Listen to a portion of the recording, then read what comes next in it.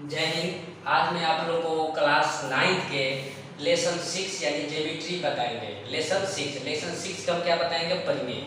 अब देखिए परिमेय क्या है हमारा? परिमेय ही हमारा थ्योरी है।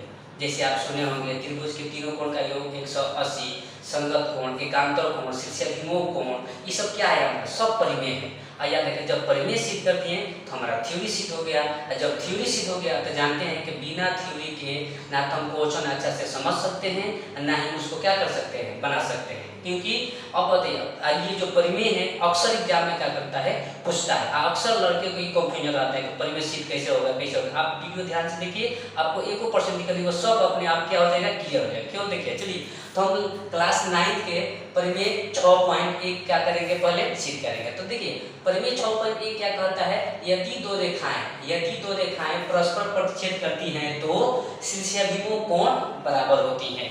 शीर्षाभिमुख कोण क्या होती है? बराबर। ये आपका परिमेय 6.1 है। ठीक है।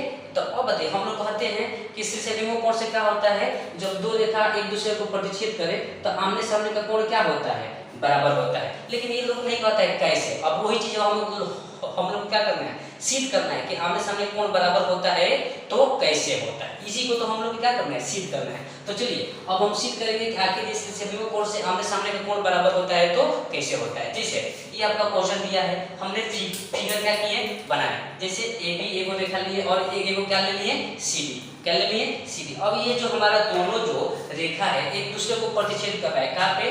बिंदु ओ पर। अब इसमें हम लिखेंगे, दिया है क्या दिया है भैया कि ए बी और सी डी दो क्या है, रेखाएं। देखिए लिखें दो रेखाएं ए बी और सी डी बिंदु ओ पर क्या कर रही है, प्रतिच्छेद कर रही है। ये लिखा है कि ए बी और सी डी जो है दो रेखाएं एक बिंदु ओ पर क्या कर रही है, प्रतिच्छेद कर रही है। तो सिद्ध करें, क्या सिद्ध करना है? तो हमको मालूम है कि शीर्षाभिमुख कोण से आमने सामने कोण क्या होता है, बराबर। तो साबित करेंगे सर कैसे? देखिए तो आमने सामने मतलब ये इसके बराबर होना चाहिए और ये इसके बराबर होना चाहिए। तो कैसे होगा? तो लिखेंगे सिद्ध करें एंगल बी ओ सी बराबर एंगल ए ओ डी। देखिए बी ओ सी बराबर एंगल ए ओ डी बोलो, अच्छा एंगल ए ओ डी बराबर एंगल बी ओ सी बोलो, बात एक है।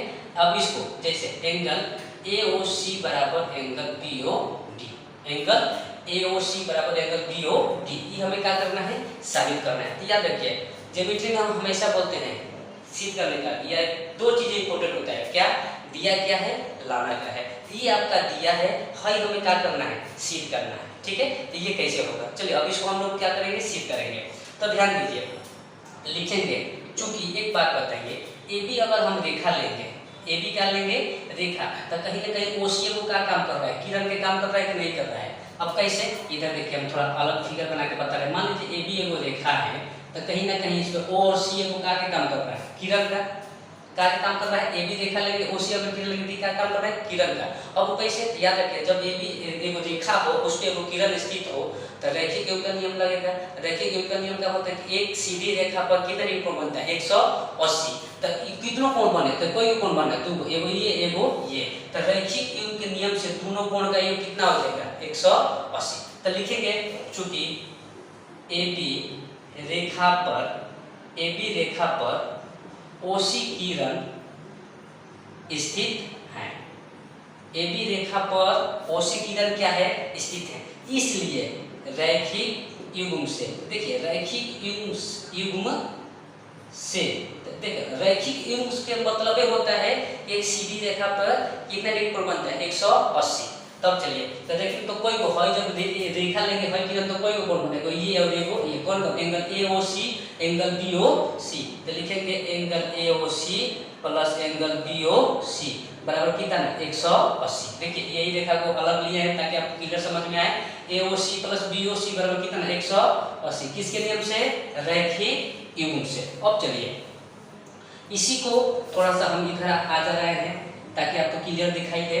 अब बताइए जब ए बी रेखा लिए थे, ओसी किरण लिए थे, तो बताइए हो सकता है कि सी डी भी रेखा हो, है कि नहीं। सी डी रेखा लेंगे तो ओ ए क्या हो जाएगा, हमारा किरण। जैसे देखिए अगर हम डी है सी है हमारा क्या ओ है, क्या है ए।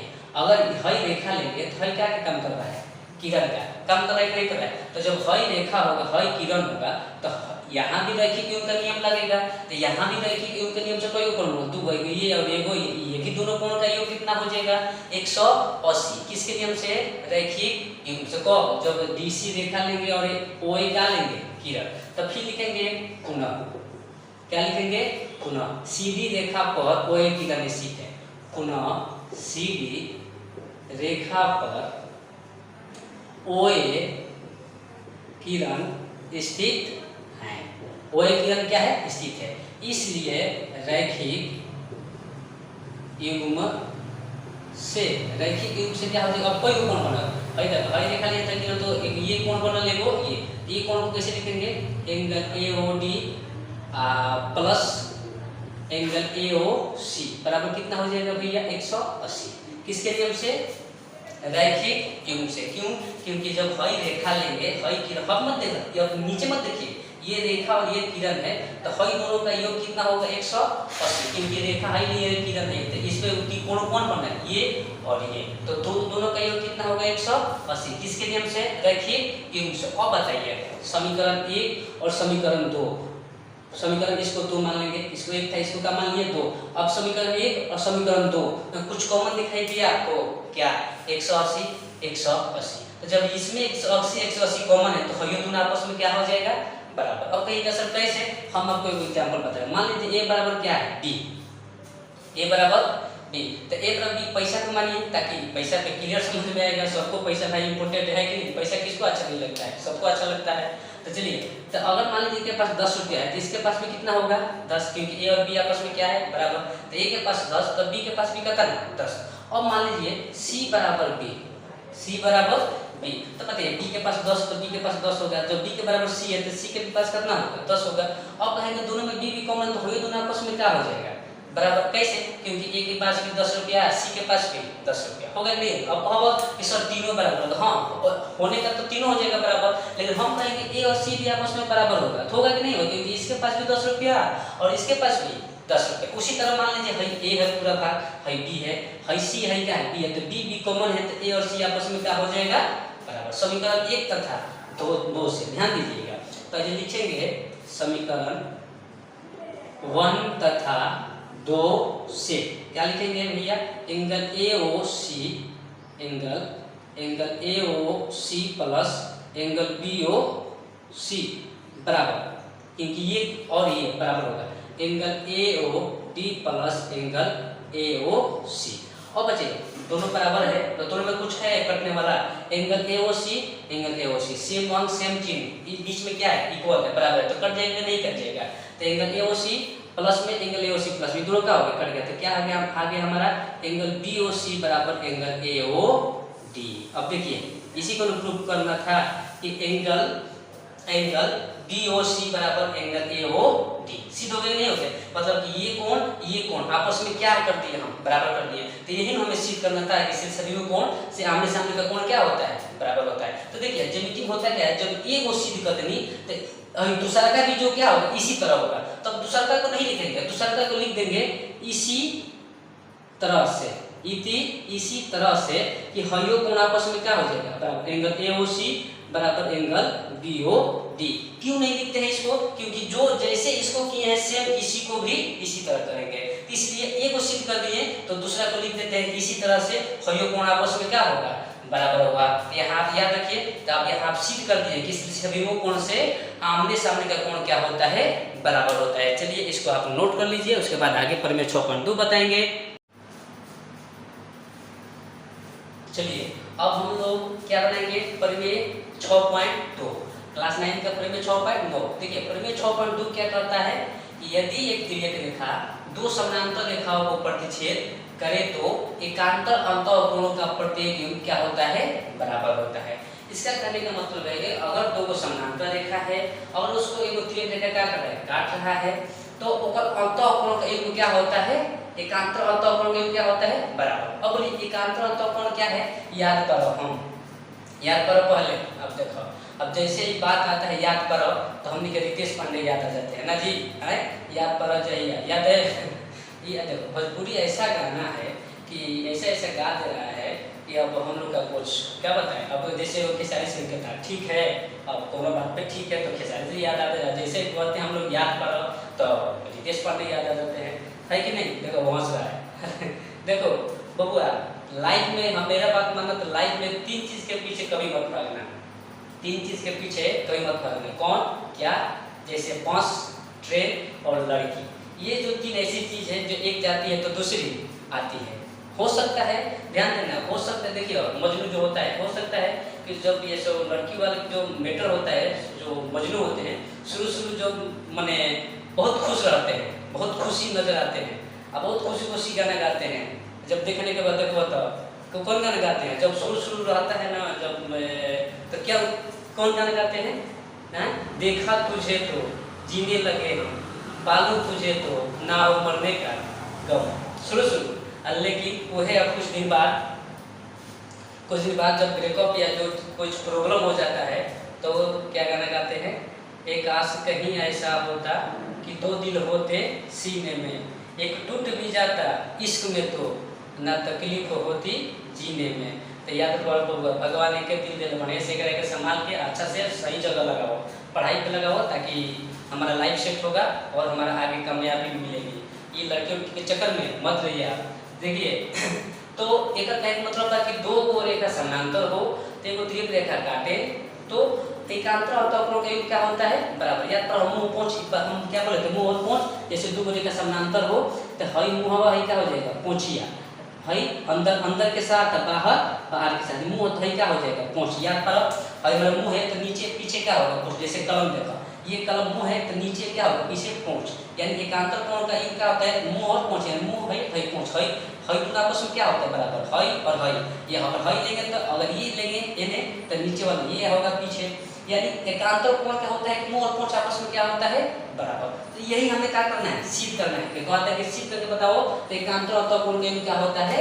बराबर होता है। तो देखिए ये दिया है तो हमने फिगर बनाया, इसके हिसाब से AB और CD 2 को समानांतर रेखा क्या खींचे और उस पे एगो MN एगो क्या खींचे? तिर्यक रेखा। MN एगो क्या खींचे? तिर्यक रेखा। जो MN रेखा खींचनी तो AB को P और CD को क्या पे Q पर क्या कर रहा है? ये काट रहा है। क्या कर रहा है? AB और CD 2 को समानांतर रेखा खींचनी, MN एगो तिर्यक रेखा खींचनी। तो MN तिर्यक रेखा खींचे से AB और CD पर बिंदु P और Q को क्या कर रहा है? ये काट रहा है। तो देखो ये नक्शा बनाने से हमारा 8 गो कोण बना, 4 गो ऊपर 4 गो नीचे। जैसे है कोण APM, एगो BPM, एगो APQ, एगो BPQ, 4 गो ऊपर और 4 गो नीचे। तो हाथना बोलने में हमें तकलीफ माने थोड़ा प्रॉब्लम हो रहा है, भारी लग रहा है, इसलिए हम इसको आसान करते हैं। हाथना नहीं बोलना, अब इसको संकेत देती है। हई कोण को एंगल 1, हई कोण को 2, हई कोण को 3, हई कोण को 4। डायरेक्ट अब एंगल 4 का मतलब इसका बात हो रहा है, एंगल 2 का मतलब इसका बात हो रहा है। किसका? एंगल 2 का मतलब एंगल BPM का बात हो रहा है। इसको संकेत दीजिए ताकि हमें बनाने में समझने में आसानी हो जाए। अब नीचे 4 के ऊपर है तो 4 नीचे हई कोण को 5, हई 6, हई 7 में कितना हो गया? 8 हो गया कि नहीं? तो अब देखो हमें अंत मतलब का अंदर वाला, तो हमें ये कौन हई मुंह है तो हई क्या पोंछ, यानी 3 बराबर 5 और 4 बराबर 6। ये हमें क्या करना है? सिद्ध करना है। क्या बोला है सवाल में? तो लिखेंगे हल दिया है। क्या दिया है भैया? AB और CD क्या है? समानांतर है। MN एगो तिर्यक रेखा है जो AB और CD को बिंदु P और Q पर क्या करती है? काटती है। तो सिद्ध करें। एकांतर मतलब अंतःकोण कौन है? एंगल 3 बराबर एंगल 5 और एंगल 4 बराबर एंगल 6। ये हमें क्या करना है? सिद्ध करके क्या करना है? बताना है। चलिए तो अभी सिद्ध कैसे होगा? ध्यान दीजिए। अब एक बात बताइए, हम कहेंगे AB और MN एगो रेखा है। AB और MN एगो क्या है? रेखा है जो बिंदु P पर क्या कर रहा है? प्रतिच्छेद कर रहा है। जैसे देखो AB और अभी प्रेजेंट में दिमाग लगाओ, MN एगो रेखा है जो बिंदु P पर क्या कर रहा है? प्रतिच्छेद कर रहा है। तो जब याद पर अभी 6.1 में बताइए है कि जब 2 रेखा एक दूसरे को प्रतिच्छेद करे तो आमने सामने कोण क्या होता है? बराबर होता है। किसके नियम से? शीर्षाभिमुख कोण से। तो अब AB और MN रेखा लेके जो बिंदु P पर काटता तो हई आमने सामने का कोण क्या होगा? बराबर। जो यहाँ देखो इसको हम अलग बनाए हैं तो हई जो कोण का बा एक बार हई कितना बा? 3 बार। तो हम कहें कि शीर्षाभिमुख कोण से एंगल 1 और एंगल 3 आपस में क्या होगा? बराबर होगा। होगा कि नहीं होगा? हम होने का हइयो होगा, जैसे 4 और 2 भी बराबर होगा, लेकिन ठीक है पर हम 1 और 3 भी क्या कर सकते हैं? ले सकते हैं। लेकिन लेंगे कि नहीं लेंगे? तो एंगल 1 और एंगल 3 आपस में क्या होगा? बराबर। किसके नियम से? शीर्षाभिमुख कोण से। लेकिन को जब भाई पहले लिखेंगे AB और MN रेखाएं बिंदु P पर प्रतिच्छेद करती हैं। ठीक है, तब लिखा हुआ एंगल 1 बराबर एंगल 3 किसके नियम से? शीर्षाभिमुख कोण से। आप लिख लीजिएगा, बोल भी रहे हैं तब लिख सकते हैं। शीर्षाभिमुख कोण से एंगल 1 बराबर एंगल 3 कैसे होगा? शीर्षाभिमुख कोण से। सामने देखिए, इसको अलग फिगर बना के हम बताए हैं आपको, ताकि आपको क्लियर समझ में आए। अब चलिए, अब बताइए एंगल 1 बराबर एंगल क्या हो गया? 3। तो बताइए, जब दो रेखा समानांतर हो, एक उत्तरीय रेखा काटे, तो इसमें संगत विकोण नियम चलता है। संगत का भी नियम चलता है। संगत क्या कहता है? संगत सीधा चलता है। कैसा सीधा? ऊपर के साथ बराबर, नीचे के साथ बराबर। जैसे हम कहेंगे भाई एक ऊपर बात में 5 का बा, ऊपर बात सीधा बा, 1 के बराबर 5 होगा, 4 के बराबर 8, क्योंकि 4 नीचे 8 भी का होगा नीचे, तो 1 के बराबर क्या हो जाएगा? 5। किसके नियम से? संगत कोण से। क्यों? क्योंकि जब दो लिखा हुआ, चूंकि AB समानांतर CD तथा A में एक तिर्यक रेखा है, ये हम नहीं कर रहे हैं, ऑलरेडी सवाल में क्या किया है? दिया है। क्वेश्चन में लिख सकते हैं, दिया। तो जब AB और CD समानांतर रेखा है, एक तिर्यक रेखा है, तो संगत कोण से एंगल 1 बराबर क्या होगा? एंगल 5। ऊपर के साथ बराबर होगा, तो एंगल 1 बराबर एंगल 5 किसके नियम से? संगत कोण से। इस समीकरण का मान लेनी 2। अब बताइए, तो समीकरण 1 और समीकरण 2 में कुछ कॉमन दिखाई दे रहा है। क्या दिखाई दे रहा है? एंगल 1 और एंगल 1 कॉमन है कि नहीं है? समीकरण 1 और 2 में क्या कॉमन दिखाई दिया है? समीकरण 1 और 2 में 1 और एंगल 1 है। क्या है? कॉमन है। तो एंगल 1 कॉमन है, तो एंगल 3 और 5 के आपस में क्या हो जाएगा? बराबर। किसके लिए से? समीकरण 1 तथा 2 से। नियम का समीकरण 1 तथा 2 से पिछले वीडियो में बताए थे, पैसा पे बताए थे, नहीं बताए थे? अगर कॉमन हो तो वो भी आपस में क्या हो जाएगा? बराबर। 1 कॉमन है, तो 3 और 5 भी आपस में क्या हो जाएगा? एंगल 3 बराबर एंगल 5। इसलिए एंगल 3 बराबर एंगल 5। ये क्या हो गया हमारा?